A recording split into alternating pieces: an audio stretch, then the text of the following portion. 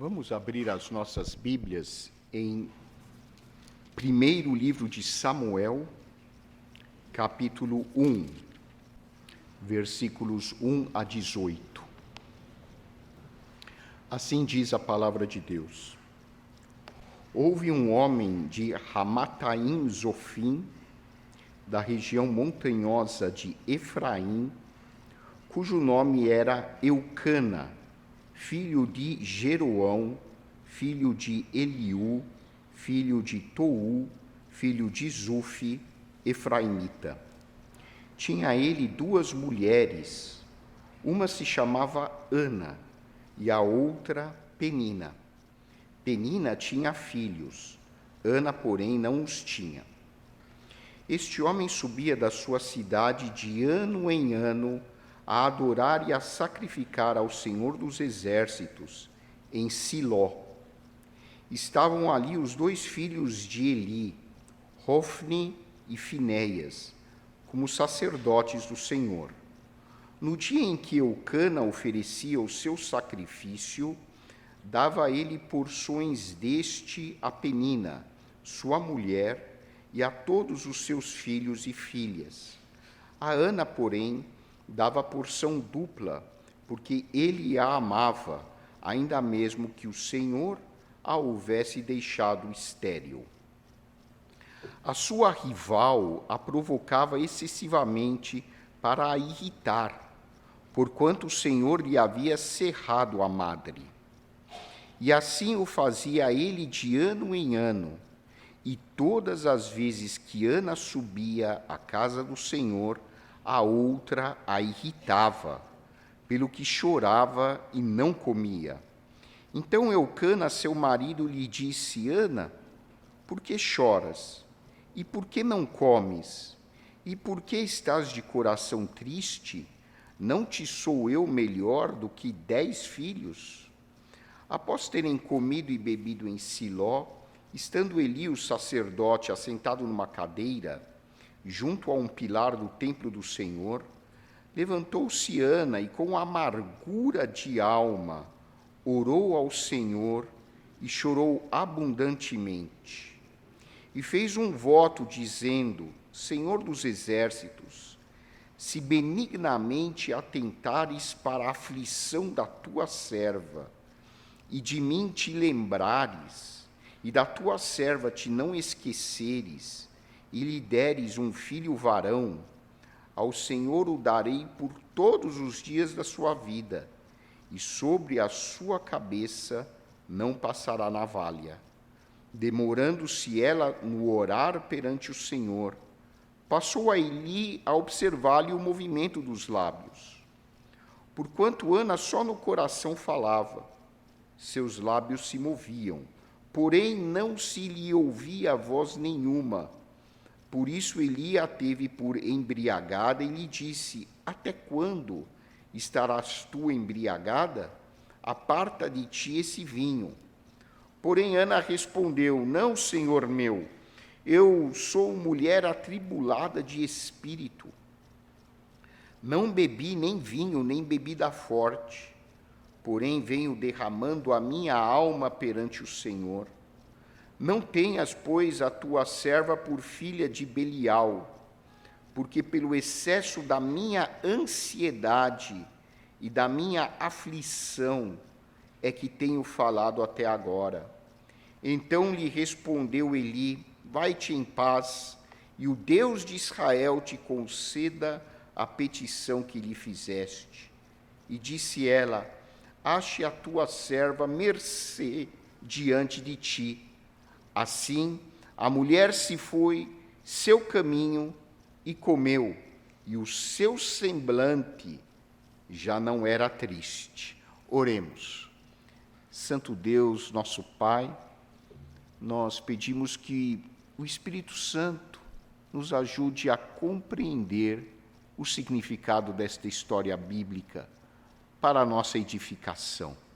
Nós te pedimos, agradecidos, em nome de nosso Senhor e Salvador Jesus Cristo.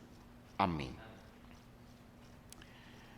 Encontrar paz espiritual em meio à angústia é um grande desafio. Todos nós passamos por momentos de aflição, todos nós temos os nossos problemas, as nossas dificuldades, e temos os nossos momentos de ansiedade, de tristeza, de desânimo, de inquietação. E a ansiedade, a aflição, são tão frequentes na vida do ser humano que este assunto tem sido, talvez, um dos mais abordados pelos psicólogos, filósofos, educadores, ao longo da história. Vários pensadores se pronunciaram a esse respeito, buscando, talvez não uma solução definitiva, mas pelo menos algum tipo de medida psicológica, física, que seja, que ajude o ser humano a atenuar, a diminuir o sofrimento causado pela angústia. Os psicanalistas, principalmente os clássicos freudianos, até hoje usam o termo angústia com frequência, porque simboliza bem o efeito da ansiedade no ser humano. A palavra angústia vem de um termo alemão, que significa a sensação de estrangulamento, de aperto. Então, quem já passou por uma situação assim, sabe bem o significado desse termo. As pessoas descrevem que a sua respiração está faltando, parece que alguém as está estrangulando, parece que existe uma mão que vai apertando, comprimindo o peito, estrangulando a pessoa. E é justamente esse o significado da palavra angústia no original, na língua alemã. As pessoas têm a impressão de que estão sendo exprimidas, estranguladas. E vários filósofos, então, se pronunciaram a respeito da questão de como encontrar paz em meio à angústia. Siddhartha Gautama, conhecido como Buda, dizia assim: a paz vem de dentro, não a procure fora.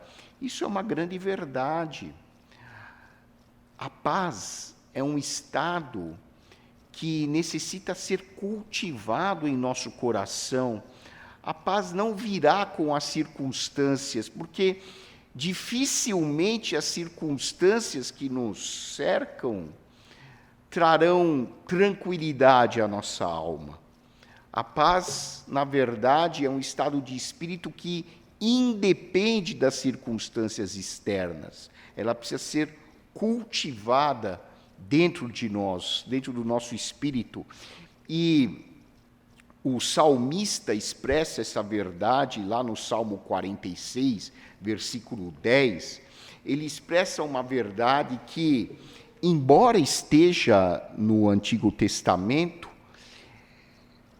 essa frase influenciou tremendamente a literatura ocidental, e muitos usam esse versículo, mesmo fora do contexto religioso, para buscar a paz. Aquietai-vos e sabei que eu sou Deus. Versículo precioso. Aquietai-vos e sabei que eu sou Deus. Uma das primeiras consequências da ansiedade no nosso coração é produzir inquietação, agitação. As pessoas ansiosas, angustiadas, atribuladas, não conseguem geralmente ficar no mesmo lugar.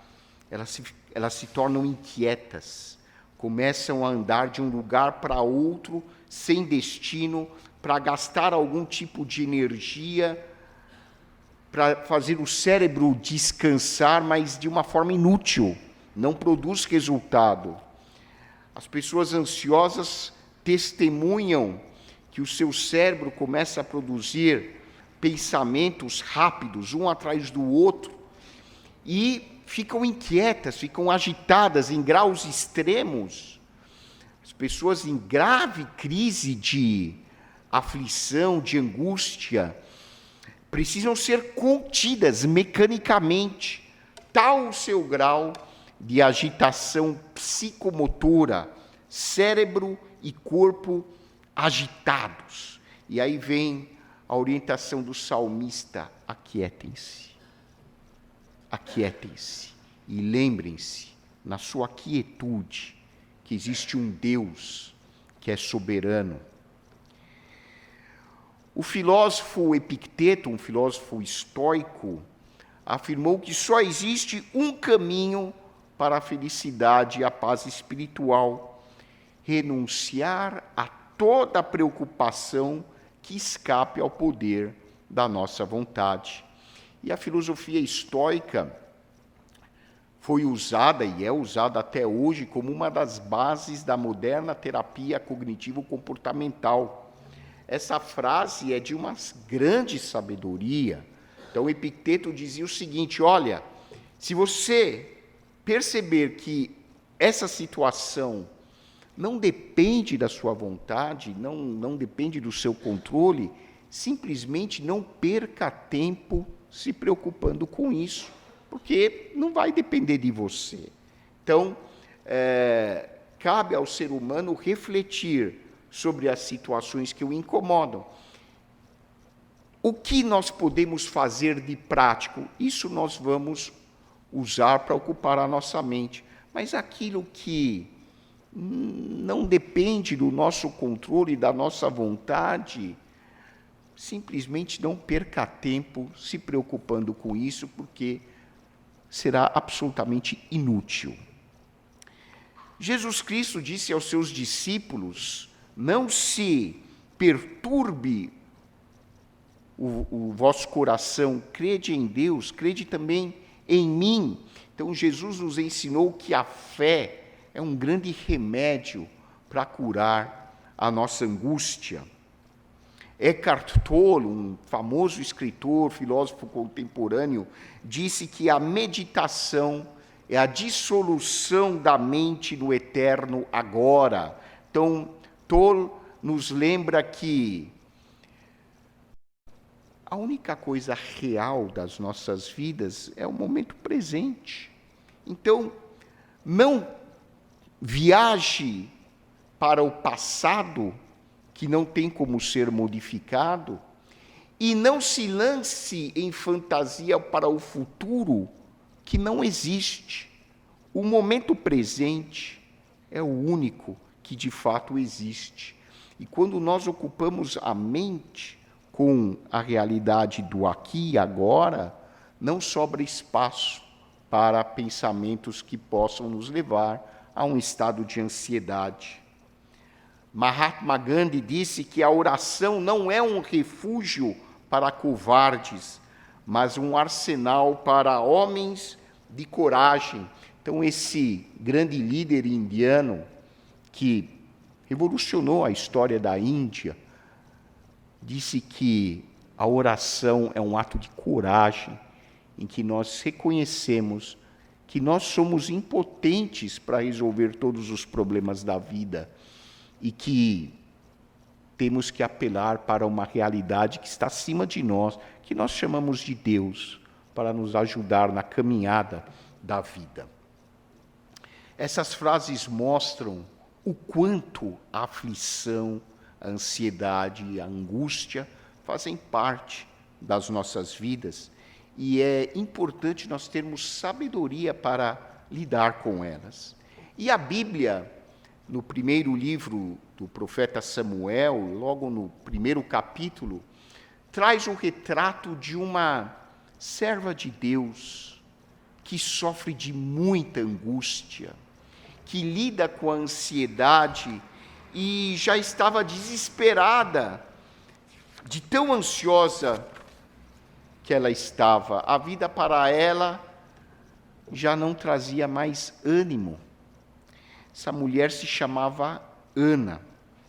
E esse texto bíblico nos mostra o exemplo, então, de uma pessoa que alcançou a paz de espírito, apesar de viver circunstâncias extremamente difíceis. Como é que nós podemos ficar tranquilos em meio à angústia?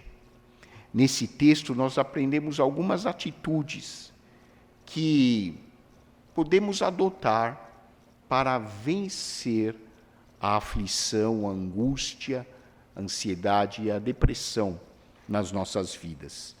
E a primeira atitude é entregar os nossos problemas a Deus. Essa história ocorre mais ou menos 1000 anos antes de Cristo. Fala sobre a vida de Samuel. Samuel foi o último juiz de Israel, o último dos líderes do povo de Israel antes de existir a monarquia. A monarquia de Israel começou com o rei Saul, que foi ungido pelo profeta Samuel. Mas o capítulo 1 descreve o que aconteceu antes do nascimento de Samuel. Havia um homem chamado Eucana, e ele tinha 2 esposas. Uma se chamava Penina e a outra se chamava Ana. E Ana era estéril. Ana não podia ter filhos. E Penina tinha, aparentemente, vários filhos. Só para fazer um esclarecimento, a Bíblia não aprova a poligamia, a Bíblia não aprova a bigamia. Jesus Cristo foi muito claro em dizer que o homem deve ter apenas uma esposa. E Jesus lembra ao povo de Israel que foi essa a ordem de Deus ao instituir o casamento. O homem deve se unir à sua mulher e ambos se tornarão uma só carne. Mas ao longo da história, a bigamia e a poligamia, a bigamia é um tipo de poligamia, foram sendo aceitos. Por quê? Por circunstâncias históricas. Os homens se alistavam no exército e muitos morriam nas guerras.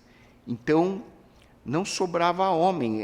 Existe uma circunstância descrita num dos livros da Bíblia, em que praticamente uma tribo inteira de Israel, todos os homens praticamente foram extintos numa guerra. Então, acabou sendo permitida a bigamia, e alguns homens, os de mais posses, tinham às vezes mais de uma esposa. A esposa não tinha muita voz na sociedade patriarcal de Israel. E ela só podia garantir a possessão de terras, heranças, para a sua família, se ela tivesse descendentes do sexo masculino. Então, para uma mulher, a esterilidade era uma verdadeira calamidade. Era uma tragédia social no antigo Israel, uma mulher não poder gerar filhos. E Ana se encontrava nessa situação, ela era estéril, e a situação familiar era muito complicada, como é de se supor em qualquer relação assim. Eucana amava mais Ana do que Penina. Ele realmente amava a tal ponto que ele, quando ia para o santuário em Siló, de acordo com o ritual, eles ofereciam porções de alimento, ofereciam animais em sacrifício, mas ele dava o dobro para Ana. E Penina, naturalmente, devia sentir-se diminuída. Como Penina tinha filhos e Ana não, Penina vivia insultando Ana e fazendo o que modernamente nós chamamos de bullying. Ana, você é estéril. Deus não deixou você ter filhos. Olha quantos filhos eu tenho, mas você não tem nada, Ana, você é uma estéril. E a Bíblia diz que Penina vivia provocando Ana por Ana ser estéril. Se hoje isso já seria motivo suficiente para provocar danos psicológicos à pessoa que é vítima de bullying, imagina isso 3.000 anos atrás, numa sociedade patriarcal, onde a mulher que não tinha filhos era considerada uma mulher abandonada por Deus. E essa situação se repetia constantemente, e Ana entrou num estado de profunda ansiedade, depressão, desesperança. E a Bíblia descreve que, num momento, quando ela foi a Siló, Siló foi uma cidade que tinha um santuário, onde as pessoas de Israel iam adorar a Deus. Ana, então, se prostra diante do Senhor, derrama o seu coração e chora copiosamente. Deus, eu não sei mais o que fazer. Para mim, a vida não tem mais sentido. Essa outra mulher, a Penina, vive me provocando. Ela faz bullying contra mim. Eu não sei para quem recorrer mais. A minha vida, Senhor, é um verdadeiro inferno. Se ela não usou essas palavras, ela usou palavras que têm esse sentido. E ela chorava, diz o texto bíblico, copiosamente. Ela abriu seu coração diante de Deus. Deus, eu não aguento mais. E ela orava tanto que o sacerdote Eli olhava para os lábios dela e falava, essa mulher não está batendo bem da cabeça. Quando ela terminou a oração, Eli falou, ô irmã, dá uma maneirada aí no vinho, né? E ela respondeu, eu não bebi nada. Eu estou derramando o meu coração diante de Deus. E que eu possa achar mercê diante do Senhor. Você já viveu uma situação assim? Talvez nesse nível extremo, não. Talvez sim, não sei. Mas, com certeza, você, assim como eu, já deve ter passado por momentos em que não existe mais nada a fazer. Todos os recursos humanos já se esgotaram. E você percebe que está completamente impotente para resolver a sua situação. Talvez seja uma situação familiar, marido, esposa. Talvez seja uma situação insustentável com um filho, uma filha. Talvez você tenha um parente próximo que é dependente químico. Ou uma situação de desemprego, ou uma doença física ou mental. Você sabe qual é o problema que te aflige. E você chega num determinado momento e fala, eu não aguento mais. Chega. E foi isso que Ana fez. Ela falou para o Senhor, Senhor, eu estou com esse problema, eu sou estéril, eu sou um zero à esquerda aqui na família, sou um zero à esquerda na sociedade de Israel, minha vida simplesmente não faz mais sentido. Ela se abriu, foi transparente diante de Deus. E esse foi o primeiro passo da vitória de Ana. A palavra Ana, em hebraico, significa graça. Foi o primeiro passo da vitória. E esse texto bíblico nos ensina a seguir os mesmos passos. Quando você vivencia um problema, seja ele qual for, principalmente se esse problema for algo existencial, profundo, derrame seu problema diante de Deus. Abra o seu coração diante de Deus. Identifique, reconheça que você está com um problema. E muitas vezes nós nos agitamos, nós ficamos inquietos, para sequer nós podermos entrar com a raiz do problema. Por isso que ficamos inquietos quando estamos ansiosos. Ficamos inquietos para desviar o nosso foco da raiz do problema. E isso é um ciclo vicioso que nos leva a estados emocionais cada vez piores. Mas Ana foi sábia. Ela não fugiu. Ela não desviou os seus olhos da raiz do problema. A raiz do problema é que ela era estéril. Ela não podia frequentar nenhuma clínica de esterilidade, porque não existia na época. E se existisse, provavelmente ela não teria dinheiro para pagar. E ela, então, abre o seu coração, expressa a sua dor, chorando. Aqui é uma outra lição para nós, que a psicologia confirma. Não suprima suas emoções. Se você estiver com vontade de chorar, chore. Ana não escondeu o seu problema. Ela identificou a sua tristeza e deu vazão a esse sentimento, chorando intensamente na presença de Deus. Talvez você tenha vergonha de chorar na presença dos outros, mas nunca tenha vergonha de chorar na presença de Deus. Foi isso que Ana fez. Então ela entrega o seu problema a Deus. E quando nós entregamos os nossos problemas a Deus, nós estamos tirando um enorme fardo dos nossos corações. Nós não estamos sendo passivos. Senhor, olha, o bebê é teu, hein? Se vira. Não é isso que nós estamos fazendo.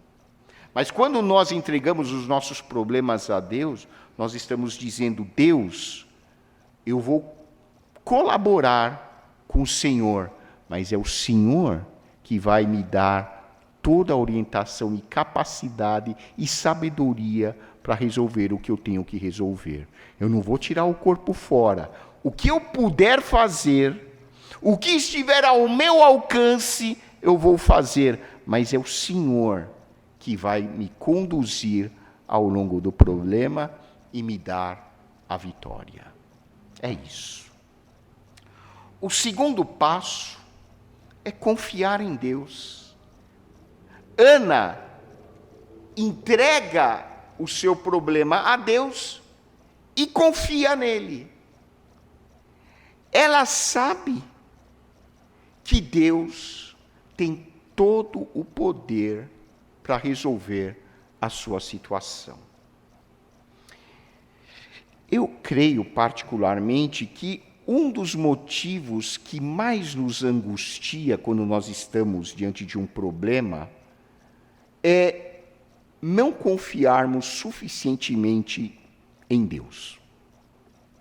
Ou nós não confiamos no poder de Deus, ou nós não confiamos na sabedoria e cuidado de Deus. Por quê? Porque, à luz do Novo Testamento, a Bíblia diz que todas as coisas colaboram para o bem daqueles que amam a Deus. Ou seja, Deus sabe o que vai acontecer na minha vida se o meu pedido de oração for aceito, se Ele der o sim. E às vezes, nós achamos que receber aquela determinada bênção da parte de Deus será bom para nossas vidas. E Deus sabe que talvez não seja bom. É como uma criança que pede um carrinho de brinquedo para o pai, e o pai já sabe, por outras experiências, que aquele carrinho pode fazer muito mal à criança por algum motivo, e não dá. Na nossa imaturidade, nós questionamos o amor de Deus. Deus, mas o Senhor não me ama? Por que o Senhor não está me dando esse pedido de oração? A minha vizinha recebeu a bênção. E ela nem é tão crente, viu, Senhor? E eu aqui, me ajoelhando todo dia, indo lá para a igreja, ouvindo o Roy, o Ismael pregando todo domingo, eu não recebo. Qual é o problema, Deus? Nós duvidamos muitas vezes da sabedoria de Deus, do cuidado de Deus. Esse é o nosso problema. Por isso nós ficamos ansiosos. É como se nós estivéssemos torcendo para Deus realmente nos dar a bênção. Ai, será que Ele vai dar a bênção ou não? E essa torcida nos deixa angustiados. E a Bíblia nos garante, Deus cuida de cada um de nós. Ele só vai dar uma determinada coisa se for para o nosso bem. E Ele não vai dar determinada coisa se isso nos prejudicar de alguma maneira. Mas como é difícil a gente entender isso. Como é complicado a gente aceitar isso que a Bíblia está nos dizendo. Eu acho que um dos versículos mais difíceis de a gente acreditar é que todas as coisas cooperam para o bem daqueles que amam a Deus. Se a gente acreditasse 100% de verdade nesse versículo, eu acho que dificilmente nós entraríamos em angústia, em depressão. Mas a nossa natureza mental humana é complicada. A gente tem muita dificuldade em acreditar nisso. E isso é um ponto que precisamos trabalhar nas nossas vidas, para nós amadurecermos espiritualmente, entendermos que Deus é soberano, mas essa soberania não é uma soberania chata, do tipo, não quero te dar e ponto final. É uma soberania amorosa, benevolente. É como se Deus estivesse dizendo para cada um de nós, eu vou te abençoar de uma forma que você não vai nem entender, nem olhos viram, nem ouvidos ouviram que Deus tem preparado para aqueles que o amam. Mas entenda, meu filho, é como se Deus estivesse dizendo isso para nós. Entenda, eu só vou te dar aquilo que for realmente bom, útil, construtivo na sua vida. Se não for, eu não vou te dar, porque eu não quero te prejudicar. É isso que Deus está dizendo para nós. O complicado é a gente acreditar nisso na prática. E, finalmente, a terceira atitude é descansar em Deus. Ana descansou em Deus. Qual é a prova de que Ana descansou em Deus? A Bíblia diz que quando ela saiu do templo, o rosto dela, o semblante, já era outro. A tristeza já não estava mais nela. Ela descansou. Olha, falar em descanso hoje é quase palavrão. Você falar que hoje a gente pode descansar em Deus, a palavra descanso hoje é quase uma afronta, porque a gente não se permite descansar. Não são nem os outros que não permitem que a gente descanse. A nossa mente nos cobra tanta coisa, é tanta regra, é tanta ordem, é tanta imposição, tanta cobrança, que quando a gente realmente se permite descansar, é como se a gente estivesse pecando. Nossa, eu estou descansando, alguma coisa vai acontecer, imagina eu descansar, como é que pode eu descansar? Olha como está a casa, olha como está o meu trabalho, olha quanta coisa eu tenho que fazer, olha quanto relatório eu tenho que preencher, nossa, a pia está com louça, como que eu vou descansar? O Júnior precisa ir para a escola, a Maria precisa de uma nova roupa. Meu Deus, e eu aqui descansando, como é que pode? Não, Deus vai me castigar. Nós somos assim. Nós nos esquecemos que foi Deus que instituiu o descanso para o ser humano. Deus quer dizer uma coisa muito séria para mim e para você. Nós não somos robôs.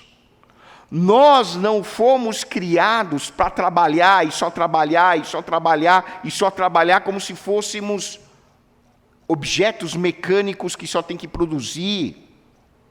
Deus tem prazer em que você e eu relaxemos, descansemos. Mas é difícil isso na sociedade moderna. Já era difícil lá atrás. A gente sabe que confia em Deus quando a gente realmente consegue descansar, como Ana descansou.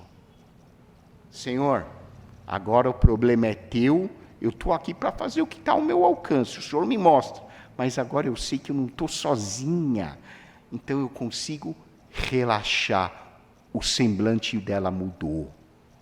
E ele disse para ela, vai em paz, que o Deus de Israel conceda o seu pedido. E aí ela, pouco tempo depois, engravida e nasce Samuel.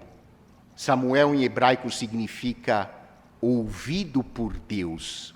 Deus a ouviu. E que nós possamos também, meus irmãos, seguir essas mesmas atitudes de Ana. Se estivermos diante de um problema, qualquer problema, não precisa ser nada muito grave, não, que possamos ter a humildade de confiar tudo a Deus em oração. Que possamos olhar para Jesus, que possamos descansar em Deus, que possamos sempre entregar todos os nossos caminhos a Deus, e Ele vai nos dar a vitória. Que Deus nos abençoe.